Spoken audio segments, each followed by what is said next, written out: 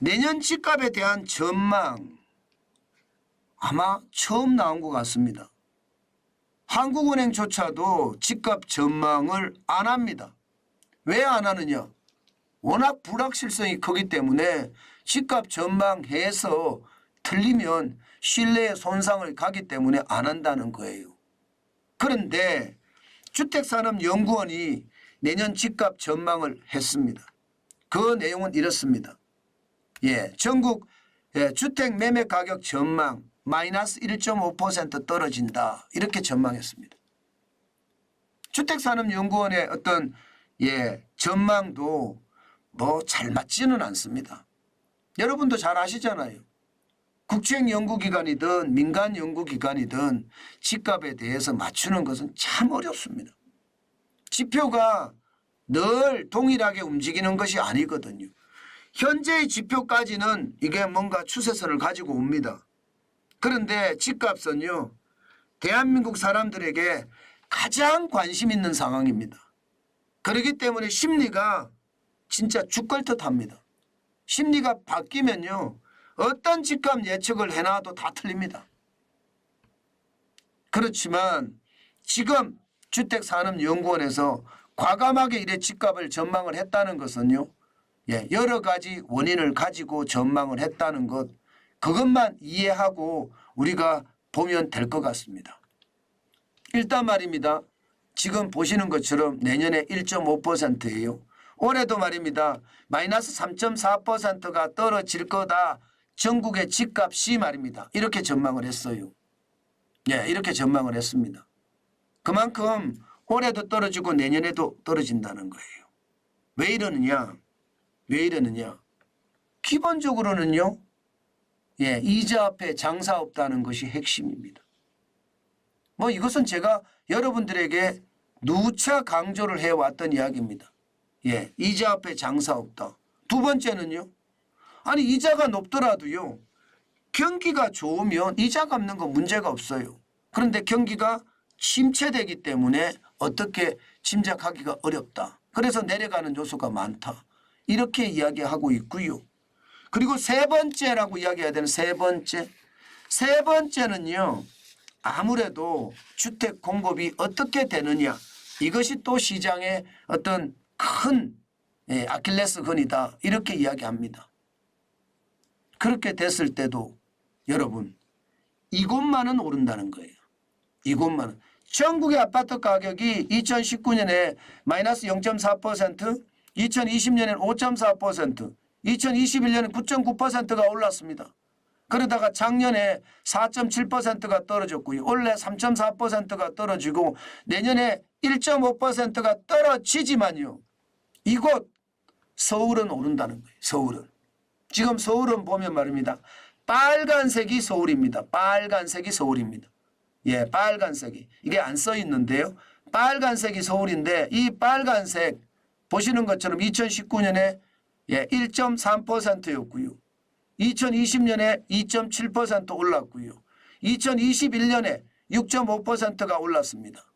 작년에는 4.8%가 떨어졌지만 올해는 1.8% 떨어지는데 그치고요. 내년에는 1%가 오른다. 이렇게 전망합니다.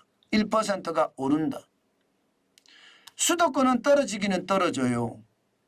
서울처럼 오르지는 않는다. 서울은 지금 1% 오른다고 하지만 수도권, 서울을 포함한 거죠. 서울을 포함해서 경기, 인천, 여기를 수도권이라고 이야기하는데 여기는 0.3%가 떨어진다. 이렇게 전망을 했습니다. 물론 말입니다. 이게 정답이다. 이렇게 이야기할 수는 없어요. 수도권은 전체적으로 보면 2019년에 0.5%였고요. 그리고 2020년에는 6.5% 굉장히 많이 올랐죠. 2021년에 12.8%나 올랐고요. 그렇지만 떨어지는 폭도 컸습니다. 2022년에는 6.5%가 떨어졌고요. 올해는 3.4%가 떨어질 거다 이렇게 예상을 합니다.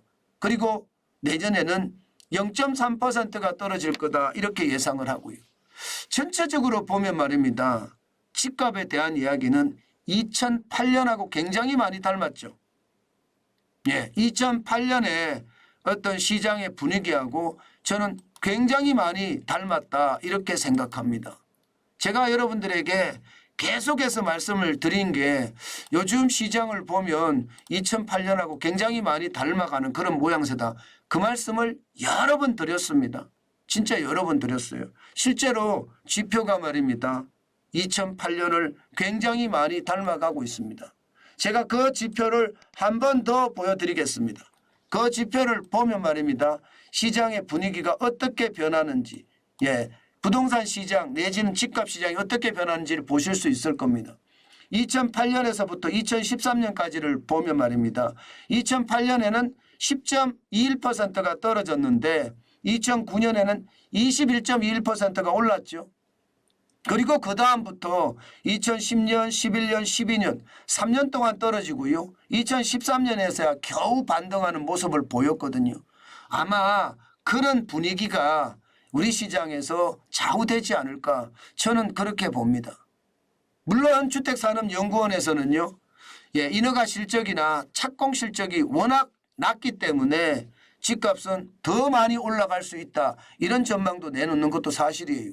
실제 착공 실적을 보면 전년 대비해서 54%가 적거든요. 내년이. 지금 1월에서 7월까지거든요. 지금 인허가 실적도 29.9%가 적고요. 예년에 비해서는요.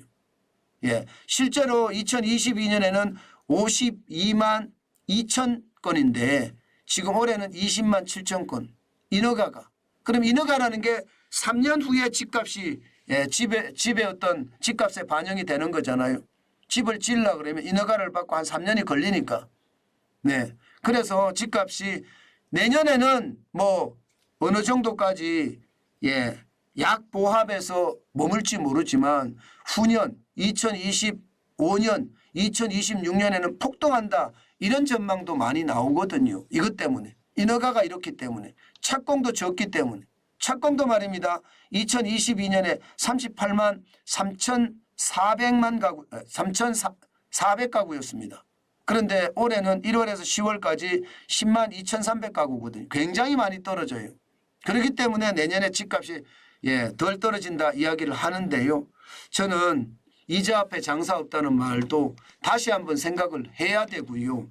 그만큼 말입니다. 시장에서는 다양한 지표가 또 작동이 될 겁니다. 분명한 것은요. 처음으로 말입니다. 집값에 대한 전망이 나왔다는 사실이고요. 그 전망이 마치 말입니다. 서울은 오르고 수도권은 떨어진다. 이런 전망이 나왔다는 것 한 번쯤 우리가 알아놓고 넘어가는 게 좋습니다. 그렇지만 여러분 시장은요.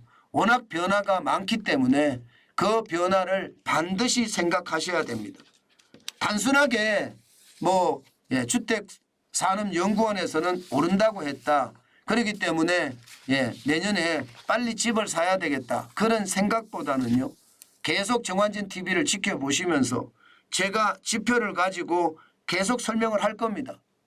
그것을 보면서 판단하심이 좋지 않겠느냐. 그렇게 정리하겠습니다. 주택산업연구원의 어떤 조사도 중요하지만요. 시장의 이야기 또 정환진 TV의 어떤 지표 분석에 대한 이야기도 항상 관심을 가지고 봐야 된다는 뜻입니다.